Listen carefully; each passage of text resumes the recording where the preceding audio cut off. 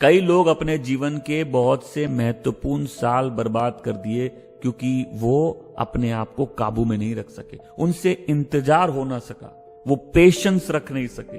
पृथ्वी में हर चीज का समय बना हुआ है, पृथ्वी में हर चीज का मौसम है, अपने मौसम में हर चीज सुंदर है।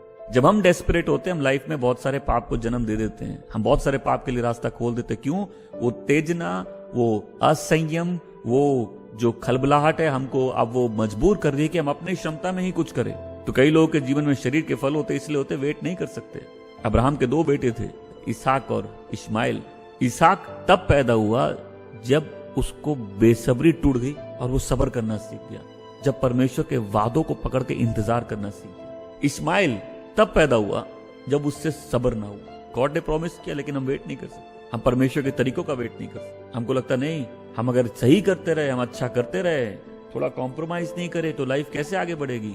हम अपने प्रमोशन का वेट नहीं कर पाए, हम लाइफ में सीजन बदलने का वेट नहीं कर पाए। अरे भाई, लाइफ में जितनी भी तकलीफ हो जिंदगी भर नहीं रह सकती, एक तकलीफ जिंदगी भर नहीं रह सकती। हो सकता है कोई तकलीफ तो लंबे मौसम तक हो, लेकिन वो मौसम भी बदल जाएगा।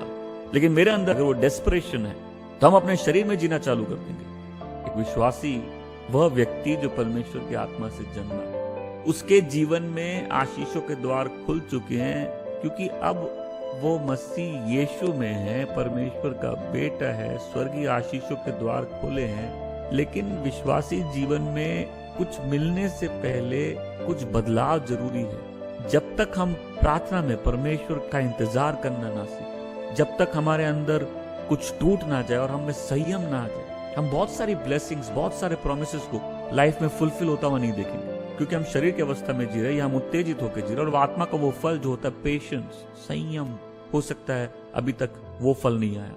अगर हमें संयम नहीं, हम समय से पहले काम कर लेंगे। मेरे पास प्रॉमिस है, लेकिन प्रॉमिस के साथ पेशेंस चाहिए। जब हमने सब कुछ कर लिया तो हमको क्या चाहिए? पेशेंस चाहिए, ताकि हम परमेश्वर के वादों को अपने लाइफ में पूरा होते देख सके। आज अगर किसी को मालूम है मुझे कोई सही काम करना, तो मैं ये नहीं सिखा रहा कि तुमको जो सही करना तुम मत करो, पेशेंस रखो। ये पेशेंस पैसिव नहीं है। पेशेंस का मतलब ये नहीं कि हम अपने हाथ में जो है वो नहीं करें। यहाँ पेशेंस का मतलब ये है कि जब तुमने सब कुछ कर लिया, एक इंसानी रूप से आदमी जब सब कुछ कर लेता है, क्या बचता है? कि वो परमेश्वर का वेट करे, ताकि परमेश्वर उसके बिहाफ में काम करे। आमेन। धन्य है वो जो परमेश्वर के ऊपर वेट करना जानते हैं, परमेश्वर के समय का वेट करते हैं। धन्य है वो जिनके पास पेशेंस है, गॉड के इंटरवेंशन का वेट करने। हम प्रार्थना की है कि प्रभु मेरे लिए काम करिए, और मेरे पास पेशेंस नहीं है कि हम प्रभु को मौका दे, प्रभु मेरे जीवन में काम करे। हम घड़ी पहने, परमेश्वर ने घड़ी नहीं पहनी, उसके हाथ में समय है। हम भूल जाते हैं जब हम इम्पेशेंट रहते हैं। कभी किसी इम्पेशेंट व्यक्ति को देखो, सब समय फ्रस्ट्रेटेड है। क्यों? वो कोई चीजें बड़ी बेताबी से चाहता है, लेकिन वो चीज उसको मिल नहीं रही। पर देखो प्रार्थना की क्या ब्लेसिंग है।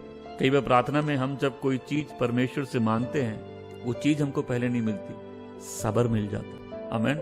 संतुष्टि उस चीज के बिना मिल जाती है, और उसके इंतजार करना हम सीख जाते हैं। इसलिए तो बोलते हैं 1000 सवाल हैं, उन सब के जवाब है परमेश्वर की उपस्थिति में रह के जीना। आमीन। हम फ्रस्ट्रेटेड हैं, हम बेचैन हैं, हम उलझन में, हमसे वेट नहीं किया जा रहा, हम परमेश्वर की उपस्थिति में जाते हैं। कई लोगों को लगता है हम जाएंगे, अभी स्वर्ग से मेरे लिए जवाब आएगा, लेकिन जवाब से पहले हम उसकी उपस्थिति में पहले खुद ही परिवर्तित हो जाते हैं। उस चीज की जिसकी बेताबी थी उसको भूल के हम जिसकी उपस्थिति में गए, हम उसके आनंद में चले जाते हैं, और फिर हम इंतजार कर सकते हैं कि परमेश्वर अपने समय में सब ठीक करेगा। विश्वासी जिसके जीवन को परमेश्वर ने बदल दिया, उसको अंदर से तोड़ दिया है, वो एक चीज सीख जाता है, परमेश्वर का इंतजार करना, परमेश्वर की बाट जोना, प्रार्थना में वेट करना। जब आदमी पेशेंस रखना सीखता है, मतलब उसके अंदर आत्मा का फल उत्पन्न होगा। और कोई भी आत्मा का फल वो उत्पन्न विपरीत परिस्थितियों में होता है। अगर हम कोई चीज चाहते हैं,